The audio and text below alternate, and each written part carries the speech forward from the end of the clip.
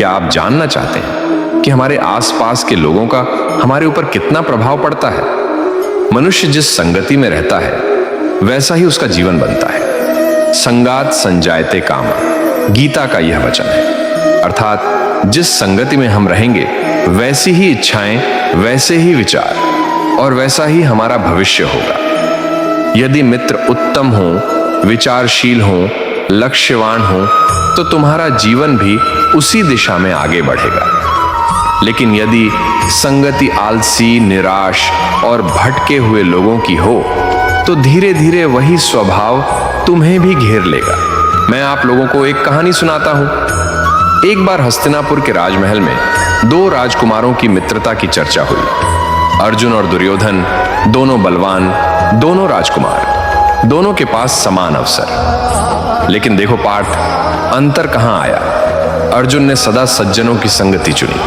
वह गुरु द्रोणाचार्य से शिक्षा लेता, भीष्म पितामह का आदर करता और सत्य का मार्ग पकड़ता।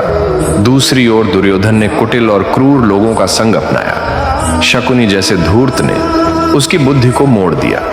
परिणाम तुम्हारे सामने है। अर्जुन धर्म का पक्षधर बना और गीता का संदेश पाकर विश्व का नायक कहलाया। दुर्योधन ने अधर्म को पकड़ा और अपने ही राज्य, अपने ही कुल को नष्ट कर डाला। पार्थ, मित्रता केवल हंसी मजाक का साधन नहीं होती। मित्र ही हमारे विचारों के बीज बोते हैं। अच्छा मित्र तुम्हें लक्ष्य की याद दिलाएगा। बुरा मित्र तुम्हें लक्ष्य से भटकाकर क्षणिक सुख में उलझा देगा। इसलिए सदा यह देखो कि तुम्हारे मित्र कौन हैं।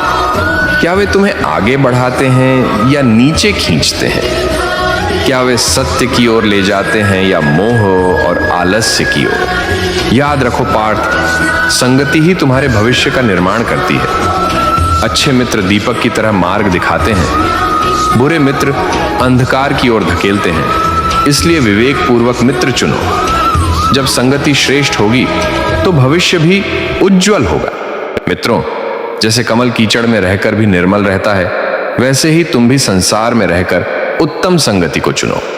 सही मित्रता तुम्हें उस परम लक्ष्य तक ले जाएगी जहां शांति, सफलता और सत्य सब मिलते हैं। अगर मेरी कही हुई बातें आपको थोड़ा भी मोटिवेट करती है तो वीडियो को एक लाइक और अगर आप चैनल पर नए हैं तो सब्सक्राइब करके बेल आइकॉन दबाएं। ये वीडियो अपने उस दोस्त या भाई को भेजिए जिसे यह सुनने की जरूरत है। धन्यवाद।